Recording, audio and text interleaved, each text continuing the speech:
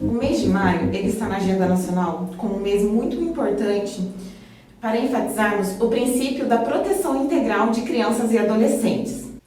O dia 18 de maio ele é o Dia Nacional do Combate à Exploração e Abuso Sexual de Crianças e Adolescentes. Essa data foi escolhida em alusão ao crime acontecido contra a menina Araceli nesse mesmo dia do ano de 1973. Diversas mobilizações vêm ganhando força no decorrer dos anos em nosso país. Isso porque mais pessoas têm ganhado consciência da importância que é proteger nossas crianças e adolescentes contra esse mal.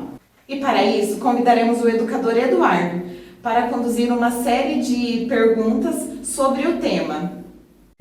Olá, tudo bem? Meu nome é Eduardo e eu estarei aqui conduzindo algumas perguntas para tirar dúvidas sobre abuso sexual infantil. Hoje, nós vamos tirar uma dúvida com a Rosângela, que é aqui do CRAS. Rosângela, somente homens são abusadores sexuais? E as mulheres não são um risco para as crianças? Responde pra gente. Na verdade, a maioria dos agressores sexuais, eles são homens. Mas existem sim mulheres que também são agressoras sexuais.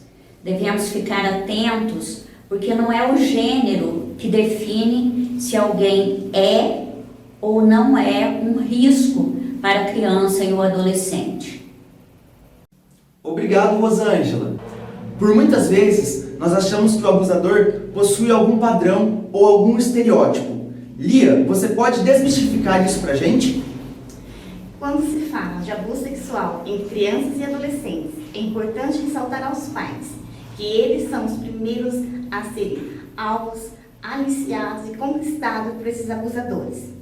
Por quê? Porque os abusadores muitas vezes se fazem de amigos fiéis e alegres e confiáveis, para que crie um vínculo de amizade e afetividade, cria laços de amizades entre familiares e abusadores, para que eles deixem seus filhos a sós com eles e, nessa ocasião, possam abusá-los. 18 de maio é apenas uma data, mas nós temos o dever, a obrigação de cuidar da integridade de seus filhos todos os dias do ano. Prefeitura Municipal de Jabuti, CRAS, CREAS, Secretaria Social e outros órgãos municipais convidam a você a participar dessa campanha. Faça bonito, venha participar e denuncie. Ótimo, Lia. Você também poderia falar para todos nós sobre o que é ou não abuso, pois muitas vezes nós ficamos confusos nessa situação. A palavra abuso já diz, né? Abusar, tocar, relar, acariciar. Então, quando uma criança ela se sente acariciada, tocada de uma maneira que não convém, que ela não goste, que ela se sinta reprimida, isso já é um abuso. Não, nem todos os abusos quer dizer que precisa ter um ato, mas sim um carinho indesejado. Esse abuso para a criança acarreta um prejuízo tanto emocional, intelectual, para o resto da vida. Então, pais, observe seus filhos, veja comportamentos, como eles estão se comportando diante de algumas situações. É claro que às vezes a gente passa, releva, mas não. Observe, só você, pai, pode garantir o direito de uma integridade limpa, perfeita para os seus filhos. Obrigado, Lia! E agora nós vamos falar um pouco com o Luciano, que é psicólogo aqui do CRAS. Luciano, as crianças possuem algum comportamento diferente no período em que elas estão sendo abusadas? Fala um pouco mais pra gente. Olá, quando falamos que o fruto não cai longe do pé, ou que filho de peixe, peixinho é, nós estamos falando de comportamento.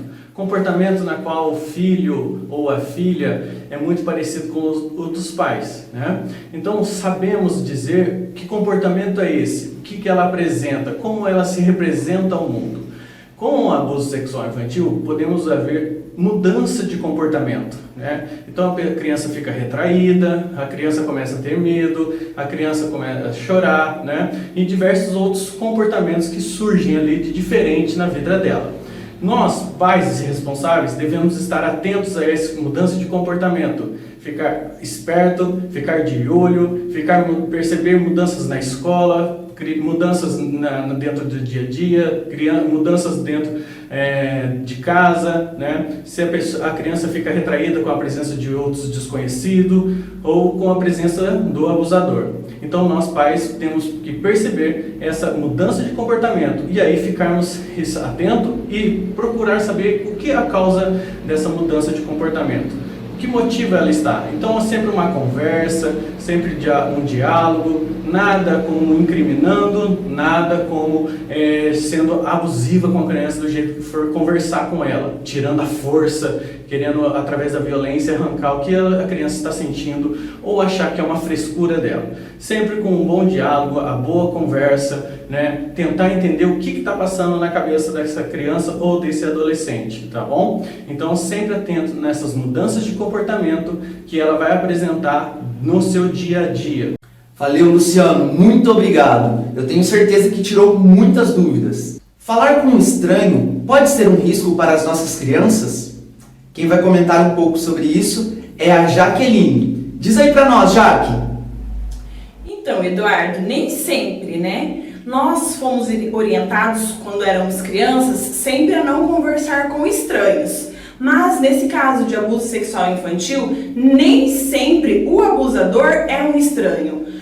Pelas estatísticas, muitas vezes o abusador é alguém da família ou alguém próximo à família. Então, o mais correto é nós orientarmos as nossas crianças quanto aos seus direitos, quanto aos seus deveres e como elas devem se comportar e cuidar do próprio corpo, do que orientar a não falar com estranhos. Muitas vezes a pessoa estranha pode ajudar muito mais que alguém próximo que na verdade seja um abusador. Então a gente tem que estar atento a isso e sempre conversar com as nossas crianças, que é o principal, ser uma pessoa próxima a elas com que elas podem contar. Esse é o principal. Precisamos estar atentos às pessoas com deficiência, pois elas também podem sofrer abuso sexual. Quem trará para nós as orientações sobre isso é a Caroline, psicóloga.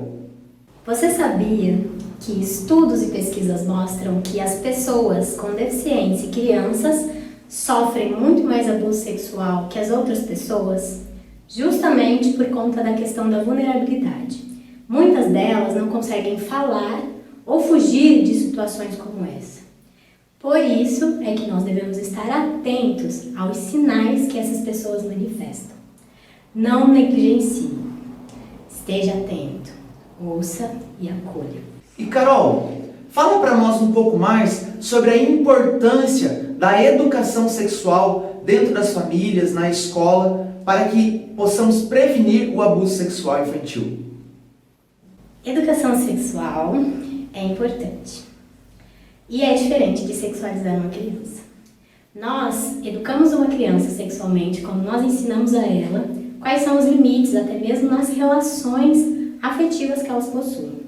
Existem coisas que nem mesmo os pais podem fazer com essas crianças.